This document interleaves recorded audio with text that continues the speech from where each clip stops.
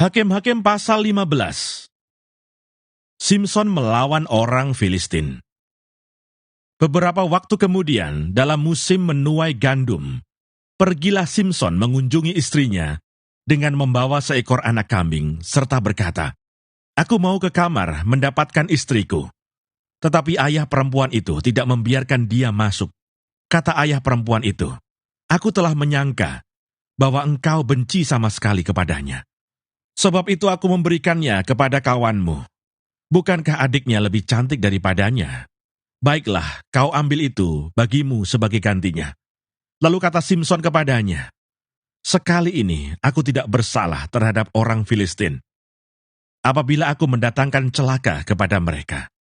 Maka pergilah Simson, ditangkapnya 300 anjing hutan, diambilnya obor, diikatnya ekor dengan ekor, dan ditaruhnya sebuah obor di antara tiap-tiap 2 ekor.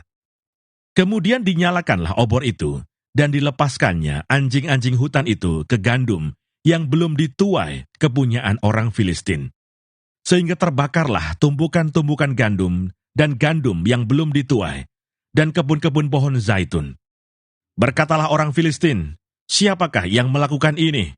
Orang menjawab, "Simson, menantu orang Timna itu, sebab orang itu telah mengambil istri Simson dan memberikannya kepada kawannya." Kemudian pergilah orang Filistin ke sana dan membakar perempuan itu beserta ayahnya. Lalu berkatalah Simson kepada mereka, "Jika kamu berbuat demikian, sesungguhnya aku takkan berhenti sebelum aku membalaskannya kepada kamu." Dan dengan pukulan yang hebat, ia meremukkan tulang-tulang mereka. Lalu pergilah ia dan tinggal dalam gua di bukit Batu Etam. Lalu majulah orang Filistin dan berkemah di daerah Yehuda, serta memencar ke Lehi. Berkatalah orang-orang Yehuda, "Mengapa kamu maju menyerang kami?" Lalu jawab mereka, "Kami maju untuk mengikat Simson dan memperlakukan dia seperti dia memperlakukan kami." Kemudian turunlah 3.000 orang dari suku Yehuda ke gua di gunung Batu Etam dan berkata kepada Simson, "Tidakkah kau ketahui bahwa orang Filistin berkuasa atas kita? Apakah juga yang telah kau perbuat terhadap kami?" Tetapi jawabnya kepada mereka, "Seperti mereka memperlakukan aku, demikianlah aku memperlakukan mereka." Kata mereka kepadanya, "Kami datang ke sini untuk mengikat dan menyerahkan engkau ke dalam tangan orang Filistin." Tetapi jawab Simson kepada mereka, "Bersumpahlah kepadaku, bahwa kamu sendiri tidak akan menyerang aku."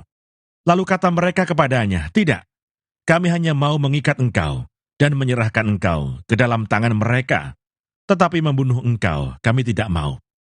Maka mereka mengikat dia dengan 2 tali baru, dan membawa dia dari bukit batu itu.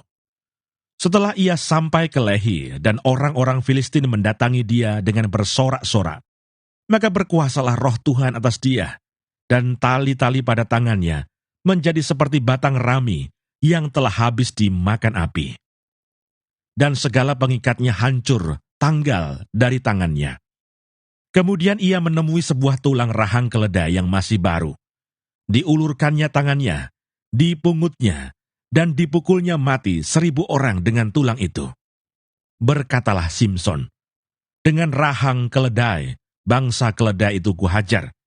Dengan rahang keledai, 1.000 orang kupukul." Setelah berkata demikian, dilemparnya tulang rahang itu dari tangannya. Kemudian dinamailah tempat itu Ramat Lehi. Ketika ia sangat haus, berserulah ia kepada Tuhan, "Oleh tangan hamba-Mu ini, telah kau berikan kemenangan yang besar itu. Masakan sekarang aku akan mati kehausan dan jatuh ke dalam tangan orang-orang yang tidak bersunat itu?" Kemudian Allah membelah liang batu yang di Lehi itu, dan keluarlah air dari situ. Ia minum, lalu menjadi kuat dan segar kembali. Sebab itu dinamailah mata air itu, mata air penyeru, yang sampai sekarang masih ada di Lehi. Ia memerintah sebagai hakim atas orang Israel dalam zaman orang Filistin 20 tahun lamanya.